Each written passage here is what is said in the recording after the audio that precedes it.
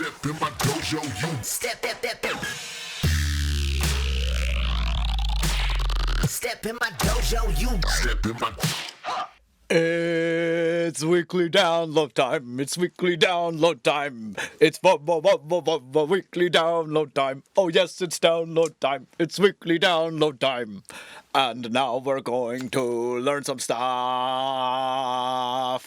Yes. What up? Welcome to the weekliest, downloadiest weekly download around. It is I, your loving host, ill.Gates, here to take your game to the next motherfucking level with timer beats. All right, this is a real juicy one. This is a really, really good one. This method that I'm going to share is, I think, as important as 128s in terms of things that I've come up with that are like of benefit to the world and to musicians. I think this is as good as 128s. This is a huge, huge thing. Okay, so basically, I'll tell you the story of how I came up with these things, and then we'll talk about timer beats and how they can fit into your life. Okay, so I was, let's see, this was maybe 2016, I think, 2016 maybe, 2017.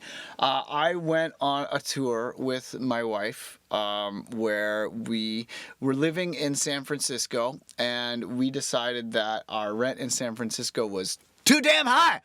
And we were going to sublet our place and take the money that we would have spent on rent and travel around the world and produce music in all of these different places and hang out. And we went on this big long trip. We went to Singapore and Bali and Australia and Hawaii and Israel and Costa Rica and Jamaica and Cuba. And when we were in Jamaica, we ended up getting this spot at the top of this mountain, which is just down the road from Kingston Dub Club, which is like a big sound system place. And I was really inspired by a lot of the music that we were hearing there, and I was listening to a lot of different artists in reggae and dancehall, and listening to rap. And I was thinking to myself, and I was just like, damn, man, it is so crazy how much good music some of these musicians put out. I know people who will work to make songs, and they'll spend like a year on one song, and it's like, okay. And then there are other people who are putting out like albums every year, like multiple albums a year. And I'm just like, how are these people just pumping this music out? And, I was researching and studying, and, basically when you're making music, right, there are often different stages of completion. Right.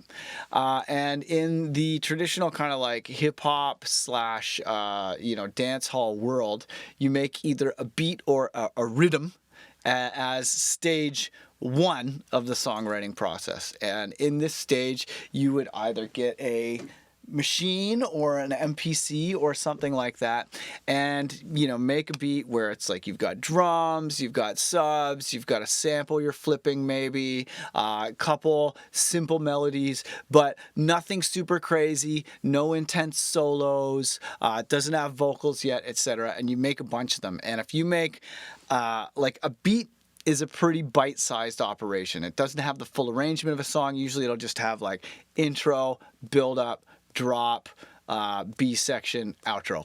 Really, really simple. And then you'd put these beats together on a mixtape, send them around, and, maybe you'd find vocalists for them, and then that vocalist would adopt your beat or pay you for it, and then it would become a song. So a lot of these artists who work like this, they will make like 5 beats in a day, right? And, Kanye West famously said when he was talking about how he became Yeezy, he said that he made 5 beats a day for 3 summers, and that was how he got his chops up and became the world-renowned producer that we know as Kanye. So I was thinking like, okay, how can I explore this world of beat making? Because like so many of my songs, I would spend months on these songs. When I first started in the dojo, total newbie, had no idea what I was doing. And I remember I was putting reverb on my kicks, which is not always a bad thing I've learned, but I was like reverbing my kicks out and I was like reverbing my drums out, and looked at the year-long package and I'm like, you know what? I'm ready for this. Let's just jump in and commit to it. So I jumped in for 1 year and I'm like, okay, I have 12 months. I saw the belt system and I'm like, okay, like this is some kind of progression. Let's just like get after the belts and start working. Started like crushing the weekly download.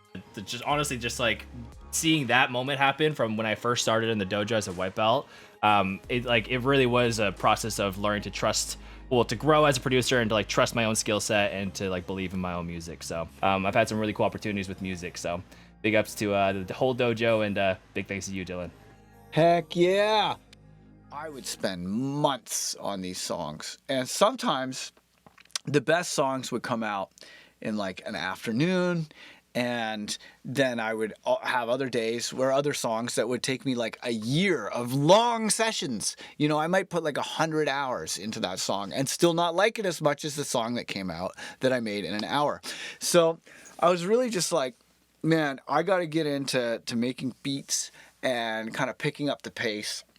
And I was also, I was inspired by the morning pages exercise from Julia Cameron, which is basically where, because I do that every morning. I've done it every morning since I was like 20.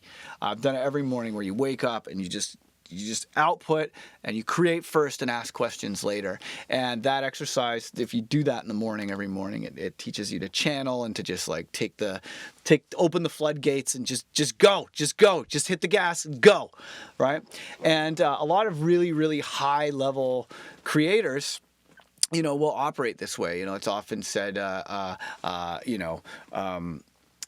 write drunk, edit sober. And a lot of people will when you're writing either a song or poetry or whatever, you need to kind of like just stopping yourself and let it fly, and then you clean it up later. And like G. Jones famously said, I will spend a year perfecting a beat I wrote in an hour, right? So it really is a good idea to learn how to make a beat as quickly as you can, so that you can get your numbers up for the amount of music that you write, and so that you can stop censoring yourself and getting in your own way, and so that you can learn to channel the music, right? Because properly understood, the creative process is a process of channeling, right? If you are trying to think up music, like if you're trying to study and concoct it and write it in like some kind of a strategic way, where you're like, okay, well, what are the ingredients of a great song? If I make a song that ticks all those boxes, maybe it'll be good. And you're like super calculated about it and stuff.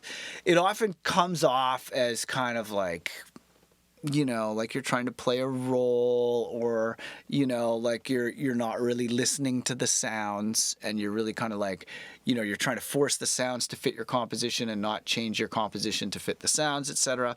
And learning to write quickly, it gets around all these problems.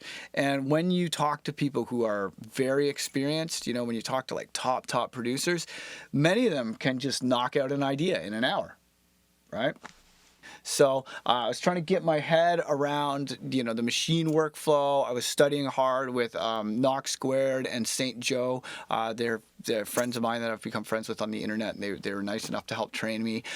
So I'm in Jamaica, and I'm just listening to all this awesome music with my wife, and I was started to work out, because we were really trying to remix our lives. I mean, I do this remix your life thing most years, and part of my remix your life thing for that was I was working out with my wife, and I was doing this 7-minute workout, and the 7-minute workout uses this app called Seconds Pro. I do this workout often, like I did it this morning, right? So the 7-minute workout is programmed. It comes with the app, and it goes like this. Jumping jacks. And then you do 30 seconds of jumping jacks. Rest. Wall sit. sit on a wall for 30 seconds. Rest. Push-ups. 30 seconds of push-ups. Rest. Crunches. Rest. Step-ups. Rest. Squats. Rest. Tricep dips. Tricep dips. I love it. Rest. Plank. Rest. High knees. Rest. Lunges. Rest. Push up with rotation. Rest. Side plank. Left. Side plank. Right. And then end of timer. So I was doing that and I was like, wow, this timer app is pretty cool. I'm really into it, but I still hadn't put 2 and 2 together. I always used to use a kitchen timer for everything. I had this kitchen timer that you could crank it, and I would often, when I was trying to finish things done, you'd see me use. Often, if you watch the streams, you'll see me use the list, right? Where I have the list of things that need to be done, and then I'll listen, make a list, and then go like, okay, I've got this list.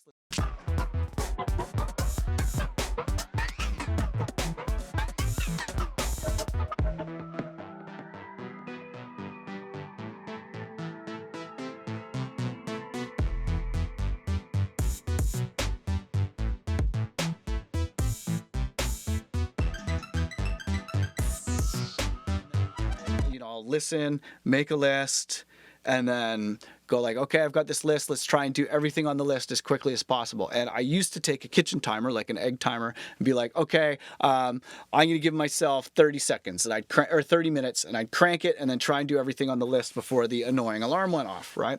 So that was how, that was a big part of my workflow. So I'm working on this record, and I'm like, fuck, I forgot my kitchen timer back in San Francisco.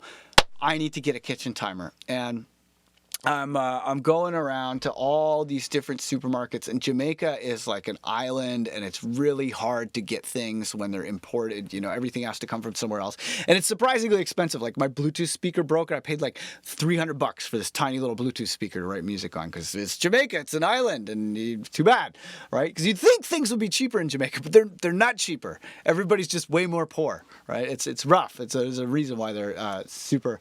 There's a reason why they're super angry all the time in their song lyrics. But anyway, so I'm going around to all these different stores, and I come up to this grocery store, and I ask this woman who works there, and I'm like, hey, I really need to get a kitchen timer. And she's like, what you need a kitchen timer for? And I was like, well, I use it to time my music made. She's like, you don't need no kitchen timer for that. You use your phone, man. Use your phone. You got the phone, use that. And I was like, oh my God. I'm such an idiot. I've been working out with this timer app every fucking day, and I wasn't using it because I was so stuck in this paradigm of using the twisty timers. So the twisty timers are great, but I came home and I was like, okay, I'm going to use the phone, and I took out Seconds Pro, and I got the Pro version, and I programmed in timer beats and started breaking my workflow into stages and then doing it. And the next thing you know, I was finishing like 3-4 beats in a day, and many of them were good. I made this track in literally 30 minutes, and I made it while I was teaching on a live call. So here I'm gonna hop over it. This is my track Keepsies, and this is a timer beat I made at that very house in Jamaica in 30 minutes, and the whole thing came together on machine in 30 minutes.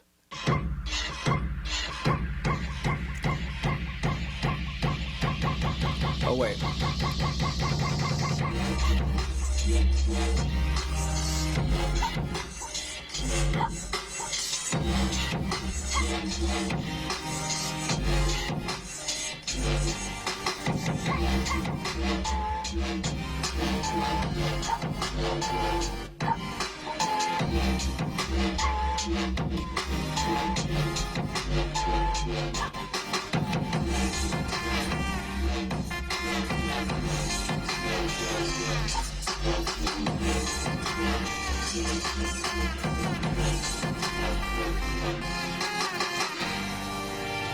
Right, so that one, 30 minutes, start to finish, everything. I didn't even do much to the mix. That's just completely done in 30 minutes. Another one I will show you is this one. The beat for my song Medic was made in, again, like under 30 minutes. I think I need a medic. Check it. I'm a lost started in my heart, the art is spread into my face. I don't regret it. Alphabet abedic, so what taste? Philharmonic, cybertronic, hypotonic bass. Call the nurses. Curse the viruses in the verses. Johnny said, beats are getting bigger than the churches. Hurts us. It reveals and converts us. Struggle to juggle, cause your bubble is a circus. Night house, battle the living people. This one too, another timer beat.